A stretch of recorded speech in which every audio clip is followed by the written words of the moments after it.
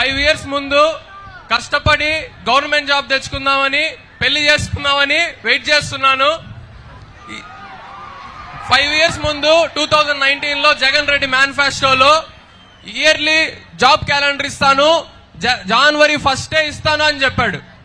కానీ 5 years గడిచాయి, job calendar లేదు, జాబ్ లేదు, పెళ్లి లేదు. ఈ ఇయర్ మేనిఫెస్టోలో అసలు జాబ్స్ గురించి ప్రస్తావనే లేదు. సో మీ కూటమి ప్రభుత్వం వచ్చిన తర్వాత మా నిరుద్యోగులకి గవర్నమెంట్ జాబ్స్ తరపున ఏమేమి ఉంటాయో మీరు చెప్పాలి. నాకు పెళ్లి జరిగే యోగ్యం మీ చేతిలోనే ఉంది. ఇది చంద్రగిరి యువత తరపు నుంచి నేను అడుగుతున్న క్వశ్చన్. మాకు ఇక్కడ లోకల్ గా మ్యానుఫ్యాక్చరింగ్ యూనిట్స్ కూడా కావాలి. So what's your take on this? Thank you. 2 ప్రశ్నలు. మొదటి ప్రశ్న ప్రభుత్వ ఉద్యోగాల గురించి.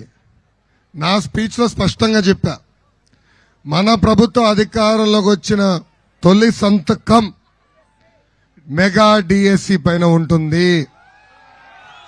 దీనికి కారణం ఏంటంటే గత 5 సంవత్సరాలుగా నిరుద్యోగ యువకులు అనేక ఇబ్బందులు ఎదుర్కొంటున్నారు. 2,30,000 పెండింగ్ పోస్టులు భర్తీ చేస్తానని ఆనాడు సైకో జగన్ చెప్పాడు.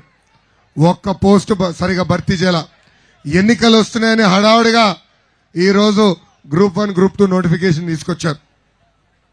ఆనాడు చంద్రబాబు నాయుడు గారు వేసిన నోటిఫికేషన్ కూడా సక్రమంగా అమలు చేయలేదు ఈ ప్రభుత్వం. సో యువత చాలా ఇబ్బంది పడ్డారు. ఇక్కడనే కాదు, రాష్ట్ర వ్యాప్తంగా యువత చాలా నష్టపోయారు. అందుకే తొలి సంతకం మన ప్రభుత్వం మెగా డిఎస్సి పైన ఉంటుంది. తప్పనిసరిగా దాంట్లో జాబ్ కొట్టు. నీ పెళ్లికి నన్ను పిలవాలని ఈ సభాముఖంగా కోరుతున్నా. థ్యాంక్ యూ అన్న. రెండో క్వశ్చన్. పాపాలు చేసేవాళ్ళు ఉంటే అధికారంలో ఒక ఎమ్మెల్యేగా ఉన్నా, ఒక ముఖ్యమంత్రిగా ఉన్నా పరిశ్రమలు రావు, పెట్టుబడులు రావు. ఇక్కడ చెవిరెడ్డి కుటుంబాన్ని ఓడించండి. చంద్రగిరికి పరిశ్రమలు తీసుకొచ్చే బాధ్యత వ్యక్తిగతంగా నేను తీసుకుంటా. చంద్రగిరి నియోజకవర్గాన్ని చంద్రబాబు నాయుడుకి రాసిచ్చే బాధ్యత మా యువతది. థ్యాంక్ యూ తమ్ముడు. మీరు వెయిట్ చేయండి. Thank you.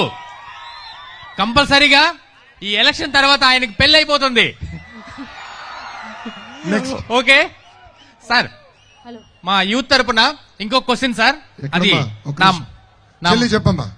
హలో సార్, నా పేరు నవీన సార్. మాది దుర్గసముద్ర గ్రామ పంచాయతీ. జగన్మోహన్ రెడ్డి గారి మీద గులకరాలపై దాడి చేసిందని మీరేనని వైఎస్ఆర్ పార్టీ వాళ్ళు చెప్తున్నారు. దానిపై మీ స్పందన చెప్పండి సార్. రాయితో కొడితే చీమ కూడా చావదు, దానిపై దాడి అని చెప్పండి సార్. చెల్లమ్మ, నా విషయం చెప్పండి. చెల్లి, అది స్పెషల్ గులకరాయి చెల్లి, ఇంపోర్టెడ్ గులకరాయి. అది మీరు చూస్తే ఎవరో వేశారంట, ముఖ్యమంత్రి గారు తగిలిందంట. నాకు కూడా బాధ వేసింది. దాడులు జరగకూడదు అని క్లియర్ గా చెప్పా.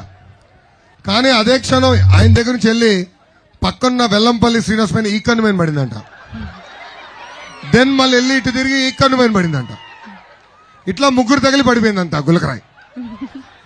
నేను చెప్తాం కాదు, వెల్లంపల్లి శ్రీనివాస్ గారు ఒక రోజు కట్టు ఇక్కడ కట్టాడు, 2వ రోజు ఇక్కడ కట్టాడు.